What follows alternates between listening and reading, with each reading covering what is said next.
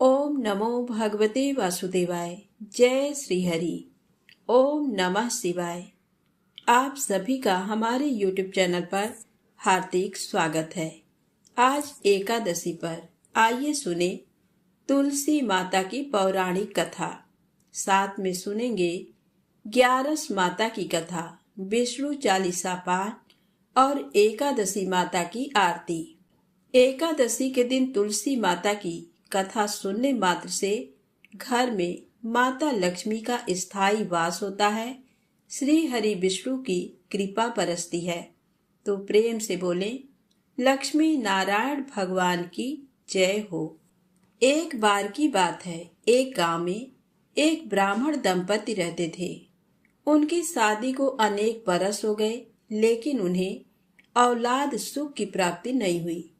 ब्राह्मण रोज गांव में भिक्षा मांगने जाते, तो कभी यजमान खुद ब्राह्मण के घर सीधा रखने आते थे, जिसमें आटा, दाल, तेल, घी, गुड़, चीनी होता था। ब्राह्मण दंपति का यही आजीविका का साधन था। एक दिन ब्राह्मण जब शाम को भिक्षा मांगकर घर लौट रहे थे, तो रास्ते में उन्हें 8 साल की एक कन्या दिखाई दी। वह कन्या ब्राह्मण के पास आई और बोली कि बाबा, बाबा, मैं आपके साथ आपके घर चलूं? ब्राह्मण ने पीछे मुड़कर देखा तो उसे कोई दिखाई नहीं दिया। थोड़ी देर बाद जब वह वापस घर की ओर चलने लगा, तो फिर से कन्या बोली कि बाबा, क्या मैं आपके साथ आपके घर चलूं? बाबा, मैं आपकी बेटी हूं, क्या मैं आपके साथ आपके घर चलूं? तो ब्राह्मण ने देखा एक बहुत सुंदर 8 साल की कन्या खड़ी थी। ब्राह्मण ने कहा कि बेटी, तुम कौन हो? तुम्हारे माता पिता भाई कहाँ हैं? तो वह कन्या बोली कि बाबा, मेरा तो कोई भाई नहीं।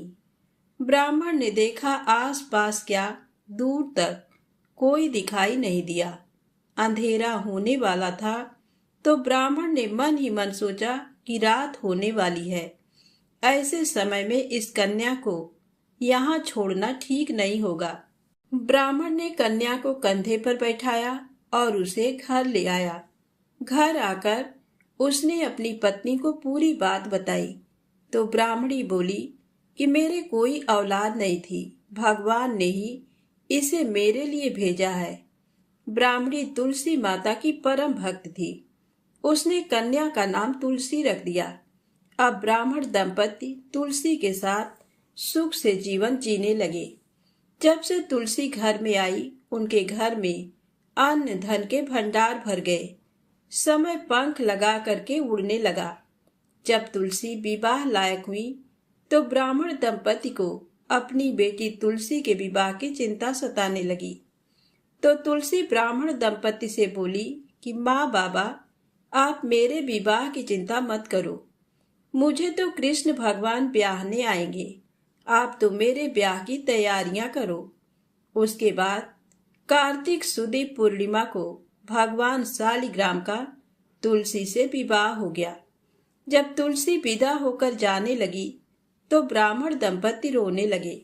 तो तुलसी बोली कि माँ, बाबा, आप दुखी मत होइए। मैं हमेशा तुलसी पौधे के रूप में आपके आंगन में रहूंगी और आपका घर हमेशा इसी तरह अन्न धन के भंडार से भरा रहेगा। हे माँ तुलसी, जैसे आप ब्राह्मण दंपति के ऊपर कृपा की, वैसे सबके ऊपर कृपा करना। कहानी कहने वाले, सुनने वाले और हुंकारा भरने वाले के ऊपर कृपा करना। प्रेम से बोले, तुलसी माता की जय हो। अब आइए सुने तुलसी माता की दूसरी कहानी।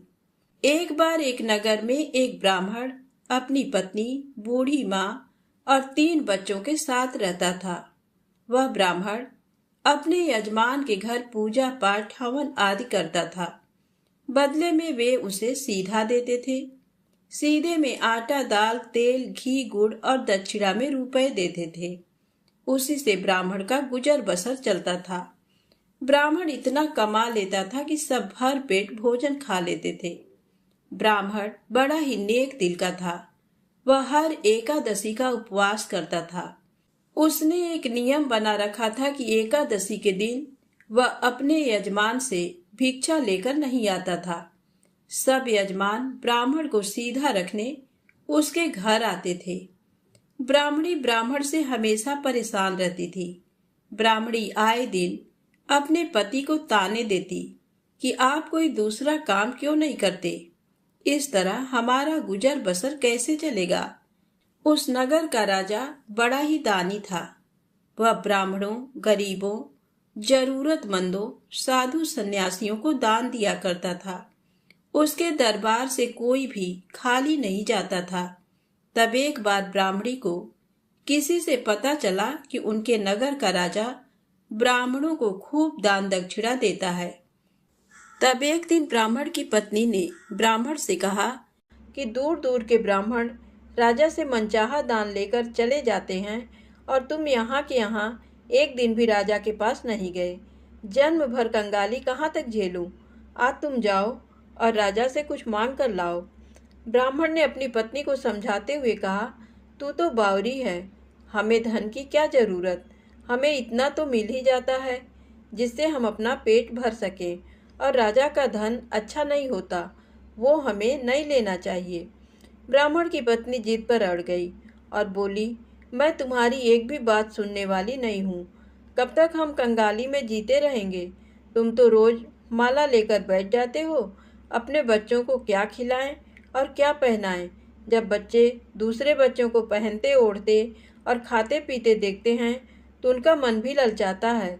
आज तुम राजा के पास जाओ, राजा बहुत भला व्यक्ति है, वो हमें जरूर मुँह मांगा दान देगा। मजबूर होकर ब्राह्मण राजा के महल की ओर चल दिया, पर राजा उस समय महल में नहीं था। ब्राह्मण को वापस लौटना पड़ा। दूसरे दिन ब्राह्मण की पत्नी ने ब्राह्मण को फिर से महल भेजा, परंतु राजा फिर से महल में नहीं मिला। तीसरे दिन राजा महल में मिल गया और उसने ब्राह्मण का स्वागत किया और उसे आसन पर बैठाया और 2 दिन न मिल पाने के लिए क्षमा भी मांगी। राजा ने कहा, मैं आपकी क्या सेवा कर सकता हूँ? ब्राह्मण ने कहा, जो मैं मांगूं वो आप दे सकेंगे? राजा ने कहा, हाँ हाँ, कहिए, मैं आपकी क्या सेवा कर सकता हूँ? ब्राह्मण ने निवेदन किया, महाराज, मैं कुछ और नहीं चाहता, बस आप मुझे अपनी पसीने की कमाई से 4 पैसे दान में दे दीजिए। ब्राह्मण की बात सुनकर राजा चौंक गया और सोचने लगा, खजाने में बहुत सारा धन पड़ा है, पर मेरे मेहनत की 1 कौड़ी भी नहीं है। राजा ने ब्राह्मण से कहा, आप मुझे 1 दिन का समय दें, मैं कल आपको आपका मुंह मांगा दान दूंगा। ब्राह्मण को जब खाली हाथ देखा तो पत्नी बोली, क्या हुआ, राजा ने कुछ नहीं दिया? ब्राह्मण बोला, राजा ने कल देने के लिए कहा है। ब्राह्मण की पत्नी सोचने लगी, शायद इन्होंने बहुत सारा धन मांगा होगा और राजा को इसकी व्यवस्था करने में समय लग रहा होगा, इसीलिए कल बुलाया है। दूसरी ओर राजा ने अपने राजसी कपड़े बदलकर फटे पुराने कपड़े पहने और मजदूर जैसा वेश बना लिया। जब राजा की पत्नी ने देखा और कारण पूछा तो राजा ने सब कुछ बताया। रानी बोली, मैं भी आपके साथ चलूंगी। राजा के हाँ कहने पर रानी भी पुरानी साड़ी पहनकर आ गईं। इस प्रकार राजा रानी मजदूरी की तलाश में शहर निकले। लुहारों के मोहल्ले में जाकर राजा ने आवाज़ लगाई, किसी को मजदूर चाहिए, मजदूर। आखिर एक लुहार ने उन्हें बुला लिया, जो पहिए पर हाल चढ़ाने की तैयारी कर रहा था। उसने राजा से कहा, देखो, तुम्हें पहले खलात धोंकनी पड़ेगी और जब आग आ जाए उसके बाद घन पीटना होगा। फिर रानी की ओर देखकर कहा, तुम्हें कुएं से पानी लेकर हौदी भरनी पड़ेगी और कोयले वाले घर से कोयला लेकर भट्टी में डालना होगा। तुम दोनों को दिन भर में 2-2 आने मिलेंगे। अगर काम पसंद हो तो बोलो, नहीं तो अपना रास्ता नापो। राजा रानी लुहार के बताए काम को करने लगे। राजा खलात धोंकने लगा, पर उससे काम ठीक से नहीं हो पा रहा था। लुहार नाराज होकर राजा को ठीक से काम करने के लिए कहता। राजा जैसे तैसे अपना काम करने लगा। रानी भी कुएं से पानी भरकर लाने लगी। रानी के हाथ में फफोले पड़ गए। किसी तरह बड़ी कठिनाइयों से उसने पानी का हौद भरा। उसके बाद रानी कोयला लाकर भट्टी में डालने लगी। कोयला भरने से रानी के गोरे हाथ और कपड़े काले हो गए। भट्टी में आग आने पर लुहार ने पांत भट्टी में से निकालकर पहिए पर जमाई और एक घन अपने हाथ में लेकर और एक राजा के हाथ में देकर कहा, देखो, बारी बारी से घन इस पर पटकना, हाथ इधर उधर ना होने पाए। राजा जोर जोर से घन पटकने लगा, लेकिन उसका निशाना ठीक नहीं बैठता था। कभी घन हाल पर गिरता तो कभी पहिए पर। मजदूरों का ये हाल देखकर लुहारिन बड़बड़ाती हुई आई और लुहार से कहने लगी, तुमने कहाँ से ये नौसिखिए मजदूर काम पर लगाए हैं? इनसे काम नहीं होगा। ये सबसे मजदूर तुम्हारा सब काम बिगाड़ देंगे। राजा रानी उन दोनों की फटकार सुनते सुनते अपना काम मन लगाकर करते रहे। घन पटकते पटकते राजा का शरीर पसीने से तर हो गया और जोर जोर से सांस चलने लगी। रानी भी पानी भरते भरते और कोयला झोंकते झोंकते थककर चूर हो गई। दोनों ने पूरे दिन बहुत मेहनत की। लुहार ने राजा रानी को 2-2 पैसे दिए, जिसे वो बड़ी खुशी खुशी लेकर महल आ गए। आज उन्हें पता चला कि मेहनत की कमाई कैसी होती है। राजा ने 4 पैसे अलग रख दिए और अगले दिन ब्राह्मण को बुलाकर उसे दे दिए। ब्राह्मण राजा को आशीर्वाद देकर घर लौटा और ब्राह्मणी से कहा, लो, मैं राजा के यहाँ से दक्षिणा ले आया हूँ। ब्राह्मणी खुश होकर दौड़ती हुई आई, पर जब उसने 4 पैसे देखे तो वो ठिठक कर रह गई और उन्हें दूर फेंक दिया। वो जल भूनकर ब्राह्मण से बोली, तुम जैसे दरिद्र से राजा के यहाँ जाकर भी कुछ न मांगा गया, शर्म भी नहीं आती, कहकर रूठकर चली गई और बहुत देर तक बड़बड़ करती रही। ब्राह्मण ने उन 4 पैसों को उठाकर तुलसी घर के पास रख दिया और सोचा जब ब्राह्मणी शांत हो जाएगी तो जरूरत पड़ने पर उठा लेगी। परंतु कई दिनों तक पैसे वहीं रखे रहे और फूल बेलपत्र ऊपर से गिरकर मिट्टी में दब गए। ब्राह्मण और ब्राह्मणी दोनों ही उन सिक्कों के बारे में भूल गए। कुछ दिनों बाद तुलसी घर में 4 पौधे उगे। चारों पौधे बहुत सुंदर थे। ये देख ब्राह्मणी रोज उनमें पानी डाल देती। 4 महीने बाद वो पौधे बड़े हो गए और उनमें फूल लगने लगे। फूल सूखने पर इनसे मोती झड़ने लगे। ब्राह्मण और ब्राह्मणी ने कभी मोती नहीं देखे थे। वो समझे कि कोई बीज है। हर रोज कई फूल झड़ते और बहुत मोती पूरे तुलसी घर में बिखर जाते। ब्राह्मणी उन मोतियों को समेटकर घर के एक कोने में डाल देती। इस तरह वहाँ मोतियों का ढेर लग गया। एक दिन एक सब्जी वाली आई। ब्राह्मणी को सब्जी लेनी थी, पर उसके पास पैसे नहीं थे। उसने सब्जी वाली से कहा, क्या तुम इन चमकदार चीज़ों के बदले सब्जी दे सकती हो? सब्जी वाली ने देखा तो वो पहचान गई कि ये तो मोती है। उसने खुशी खुशी ब्राह्मणी को उन मोतियों के बदले उसकी मनपसंद सब्जी दे दी। अब से हर रोज ऐसा होने लगा। ब्राह्मणी और सब्जी वाली दोनों खुश थे। सब्जी वाली ये सोचकर खुश थी कि मुझे 1 पैसे की तरकारी के बदले हजारों का माल मिलता है, और ब्राह्मणी ये सोचकर खुश थी कि इन चीज़ों के बदले सब्जी मिल जाती है। इस प्रकार कई महीने बीत गए। उधर राजमहल में कई राजहंस थे जो मोती चुगते थे। राजा का ये नियम था, जब राजहंस मोती चुग लेते थे इसके बाद ही राजा और उसका परिवार भोजन करता था। एक समय बाद राजा का सारा धन उन मोतियों और दान देने में खर्च हो गया। अब राजा को मोती खरीदने के पैसे तक नहीं बचे। ये खबर पूरे नगर में फैल गई।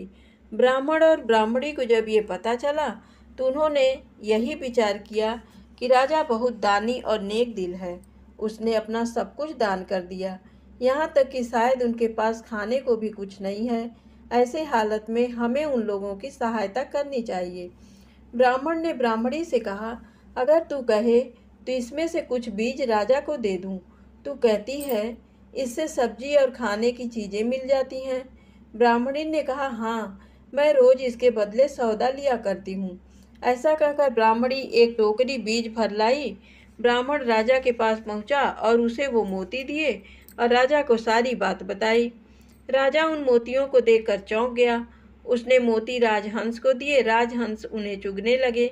ये देख राजा ने ब्राह्मण से कहा, एक एक मोती सैकड़ों रुपयों का है। सच बताएं, आपके पास इतने मोती कहाँ से आए? ब्राह्मण बोला, महाराज, ऐसे बीज तो हमारे घर पर बहुत हैं। और राजा को पूरी बात बताई। राजा अपने मंत्रियों के साथ ब्राह्मण के घर पहुंचे और उन चारों पेड़ों को देखा। पूछताछ में उन सिक्कों वाली बात सामने आ गई। जब पेड़ों को देखा तो उनकी जड़ के पास वही सिक्के चिपके हुए थे। आज ब्राह्मण ब्राह्मणी को मालूम हुआ कि उनके पास लाखों करोड़ों की दौलत है, जिसे वो साधारण बीज समझते थे।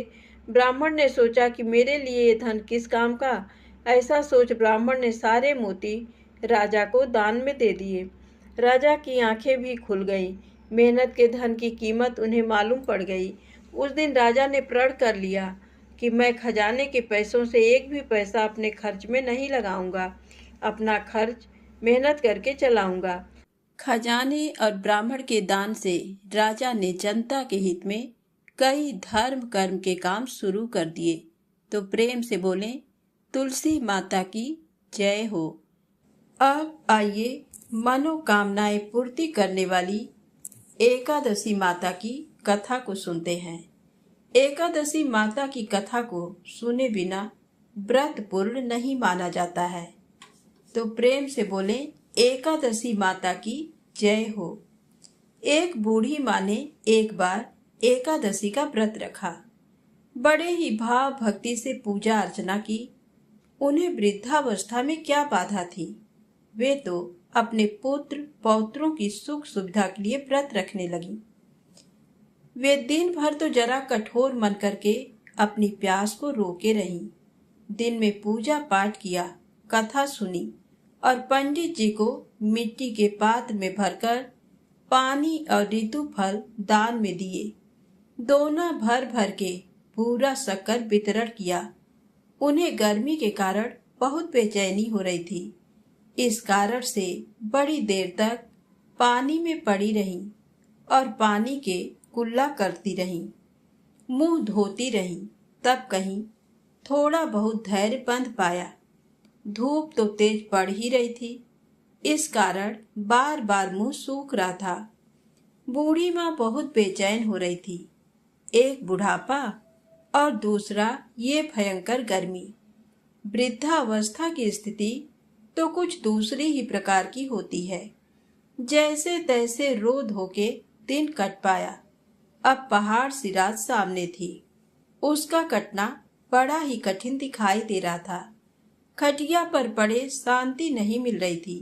वे बार बार करवट बदल रही थी। अनेक बार वे बाहर जाती और भीतर आती। उन्हें घर के अंदर शांति नहीं थी। वे पड़ी पड़ी एकादशी माता का स्मरण करती रहीं। वे कहती रहीं कि हे माता जी, आप मेरी लाज रखिएगा। आप ही मुझे शक्ति दे दीजिएगा, जिससे मैं भली भांति आपका व्रत कर सकूं और ये पहाड़ सी रात शांतिपूर्वक व्यतीत हो सके। प्यास के कारण बूढ़ी माँ की बेचैनी तो बढ़ ही रही थी।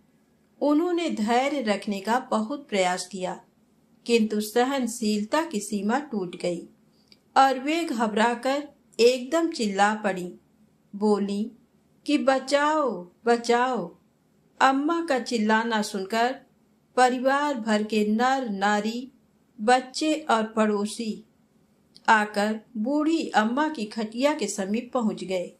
सबने पूछा कि अम्मा जी, आपको क्या हुआ?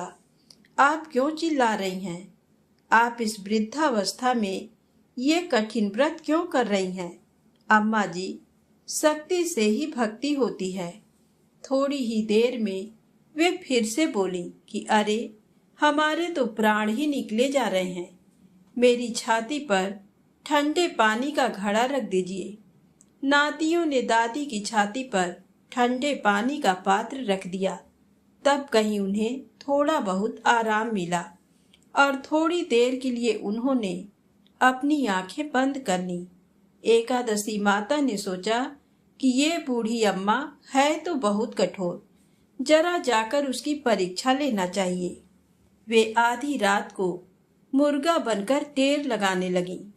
मुर्गा की आवाज सुनकर दादी जल्दी से उठी और बाहर जाकर आसमान की ओर देखा किंतु आसमान में कहीं उन्हें प्रातःकालीन तारा दिखाई नहीं दिया। वे सोचने लगी कि ये मुर्गा क्यों और कैसे बोल गया। उन्हें प्यास तो लग ही रही थी।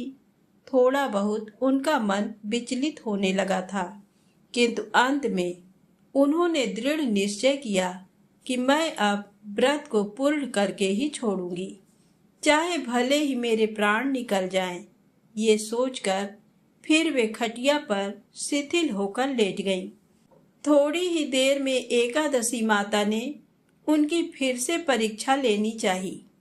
एक छोटी सी बालिका एक गिलास में शरबत लेकर उनके सिरहाने खड़ी हो गई और जोर से बोली कि दादी जी, सबेरा हो गया है, आप हाथ मुंह धोकर शरबत पी लीजिए। पहले तो शरबत का गिलास देखकर उनका मन विचलित हो गया, किंतु अचानक व्रत का स्मरण हो आया और उन्होंने सोचा कि मैं किसी भी प्रकार से अभी शरबत नहीं पी सकती हूँ, और वे शांति पूर्वक अपनी खटिया पर लेट गई। फिर थोड़ी ही देर में उन्हें ऐसा लगा जैसे किसी ने उन्हें पानी के कुएं में पटक दिया हो। वे बड़ी देर तक उस कुएं में हाथ पांव चलाती रहीं, किंतु उन्होंने अपने मुंह में पानी की एक बूंद भी नहीं जाने दी और वे दृढ़ता पूर्वक अपना व्रत पालती रहीं। थोड़ी ही देर में ना जाने कहां से सामने आग जलने लगी, जिससे भारी गर्मी बढ़ने लगी। प्यास के कारण प्राण निकलने लगे, किंतु बूढ़ी अम्मा का कुछ भी नहीं बिगाड़ पाया। वे जहां थीं वहीं मुस्कुराती हुई सी बैठी रहीं। थोड़ी ही देर में बाहर प्रकाश दिखाई देने लगा। ऐसा लगा कि जैसे सवेरा हो गया हो। बूढ़ी अम्मा ने जब बाहर निकलकर देखा तो समझ गई कि अभी सवेरा होने में 3-4 घंटे की देरी है। ये जानकर वे शांति पूर्वक इधर उधर घूमने फिरने लगी। एकादशी माता ये बात अच्छी तरह से समझ गई कि ये बूढ़ी अम्मा किसी भी प्रकार से अपने व्रत से नहीं चल सकती। वे उनके सत्य व्रत को अच्छी तरह से समझ गईं। सवेरा होते ही बूढ़ी माता ने स्नान किया, भगवान का पूजन पाठ किया, एकादशी माता की कथा सुनी, ब्राह्मणों को दक्षिणा देकर भोजन कराया। तब कहीं उन्होंने जल ग्रहण किया। कन्याओं को भोजन कराने के बाद अम्मा ने स्वयं भोजन किया।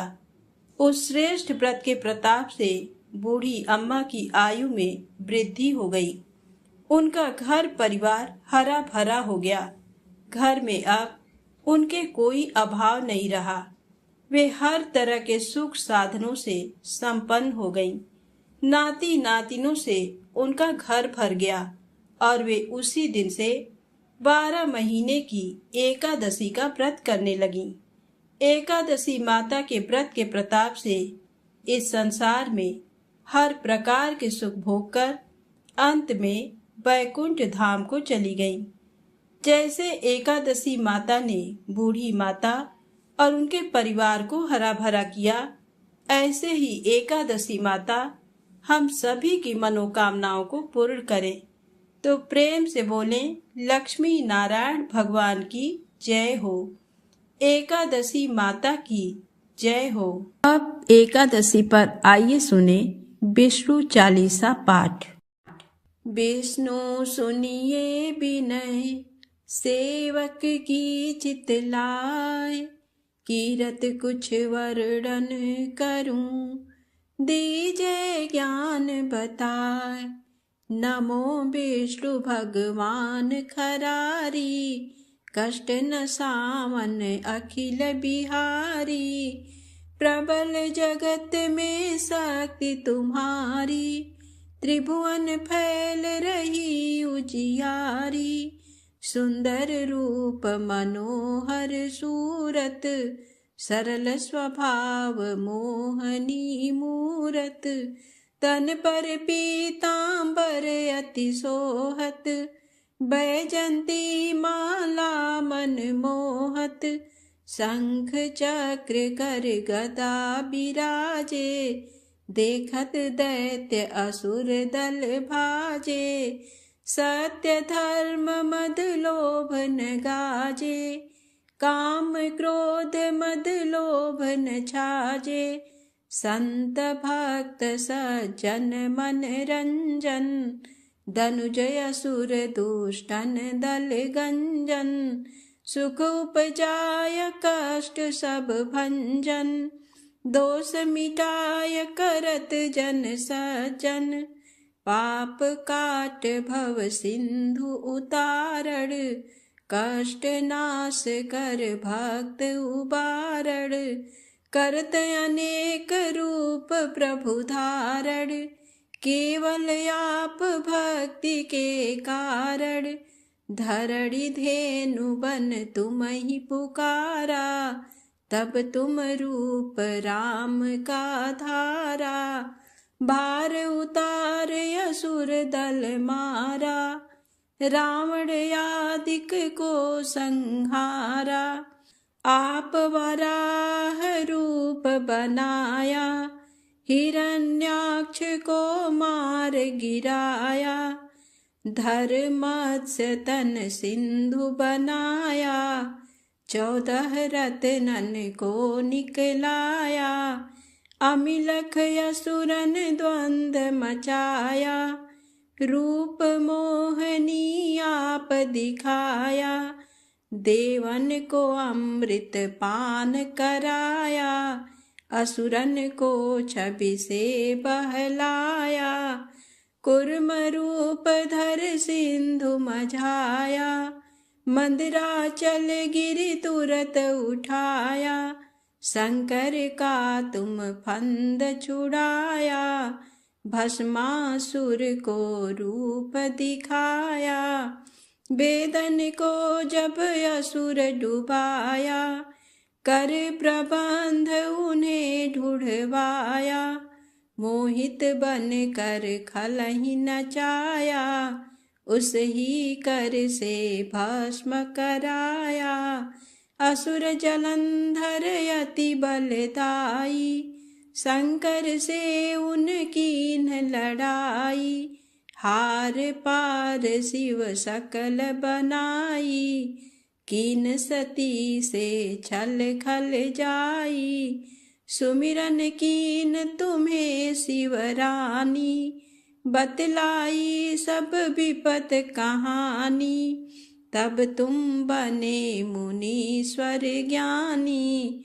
वृंदा की सब सुरति भुलानी, देखत 3 धनुज सैतानी, वृंदा आय तुम्हें लपटानी, हो इस पर धर्म क्षतिमानी, हना असुर उर शिव सैतानी, तुमने ध्रुव प्रहलाद उबारे, हिरणाकुश आदिक खल मारे, गणिका और अजामिल तारे, बहुत भक्त भव सिंधु उतारे, हरहु सकल संताप हमारे, कृपा करहु हरि सिर जनहारे, देखहु मैं निज दरस तुम्हारे, दीन बंधु भक्तन हितकारे,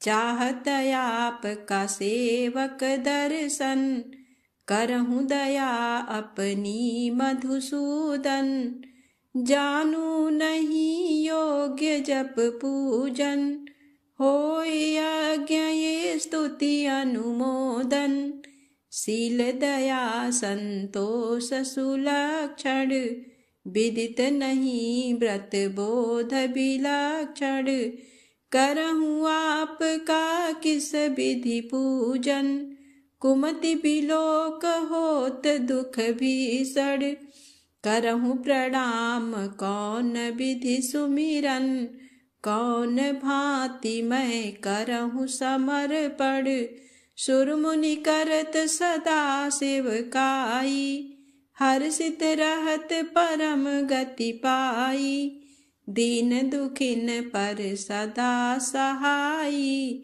निज जन जान लेओ अपनाई, पाप दोष संताप नसाओ, भव बंधन से मुक्त कराओ, सुत संपत्ति दे सुख उपजाओ, निज चरणन का दास बनाओ, भक्त सदा ये विनय सुनावे, पढ़े सुने जो जन सुख पावे।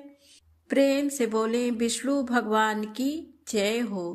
आज सुने एकादशी माता की आरती। ओम जय एकादशी माता, जय एकादशी माता, विष्णु पूजा व्रत को धारण कर, विष्णु पूजा व्रत को धारण कर, शक्ति मुक्ति पाता। ओम जय एकादशी माता, तेरे नाम की नाऊं देवी, भक्ति प्रदान करनी, गण गौरव की देनी, गण गौरव की देनी, माता शास्त्रों में बरनी।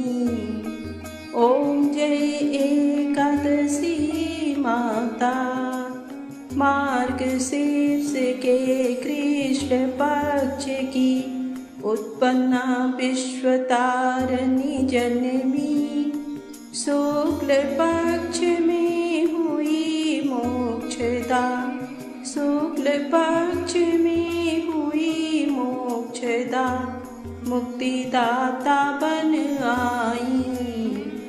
ओम जय एकादशी माता, पौष के कृष्ण पक्ष की सफला नामक है, शुक्ल पक्ष में होए पुत्रदा, शुक्ल पक्ष में होए पुत्रदा, आनंद अधिक रहे। ओम जय एकादशी माता, नाम षट तिला माघ मास में कृष्ण पक्ष आवे, शुक्ल पक्ष में जया कहावे, शुक्ल पक्ष में जया कहावे, विजय सदा पावे।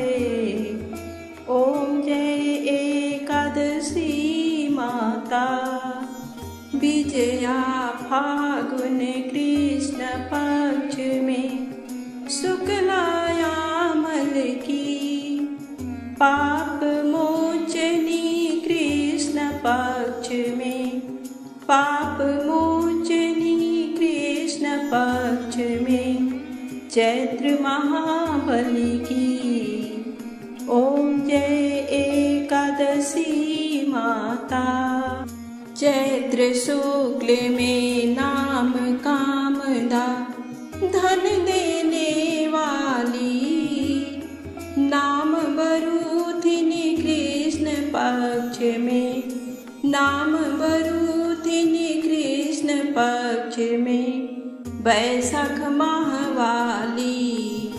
जय एकादशी माता, शुक्ल पक्ष में होए मोहिनी, अपराज्येष्ठ कृष्ण पक्षी, नाम निर्जला सब सुख करनी, नाम निर्जला सब सुख करनी, शुक्ल पक्ष रखी। ओम जय एकादशी माता, योगिनी नाम आषाढ़ में जानो, कृष्ण पक्ष करनी, देव शयनी नाम कहायो, देव शयनी नाम कहायो, शुक्ल पक्ष धरनी। ओम जय एकादशी माता, कामिका श्रावण मास में आवे, कृष्ण पक्ष कहिए सावन शुक्ला होए पवित्रा, सावन शुक्ला होए पवित्रा, आनंद से रहिए। ओम जय एकादशी माता, अजा भाद्रपद कृष्ण पक्ष की परिवर्तिनी शुक्ला, इंद्रा आश्विन कृष्ण पक्ष में, इंद्रा आश्विन कृष्ण पक्ष में, व्रत से भव सागर निकला। ओम जय एकादशी माता, पापांकुशा है शुक्ल पक्ष में, आप हरनहारी, रमा मास कार्तिक में आवे, रमा मास कार्तिक में आवे, सुखदायक भारी। ओम जय एकादशी माता, देवोत्थानी शुक्ल पक्ष की दुख नाशक मैया, पावन मास में करूं विनती, पावन मास में करूं विनती, पार करो नैया। ओम जय एकादशी माता, परमा कृष्ण पक्ष में होती जन मंगल करनी, शुक्ल मास में होए पद्मिनी, शुक्ल मास में होए पद्मिनी, दुख दारिद्र हरनी। ओम जय एकादशी माता, जो कोई आरती एकादशी की भक्ति सहित गावे, जन गुर दिता स्वर्ग का वासा, जन गुर दिता स्वर्ग का वासा, निश्चय वह पावे। ओम जय एकादशी माता, जय एकादशी माता, ओम जय एकादशी माता। विष्णु पूजा व्रत को धारण कर, विष्णु पूजा व्रत को धारण कर, भक्ति मुक्ति पाता। जय एकादशी माता। प्रेम से बोले एकादशी माता की जय हो। श्री हरि विष्णु भगवान की जय हो।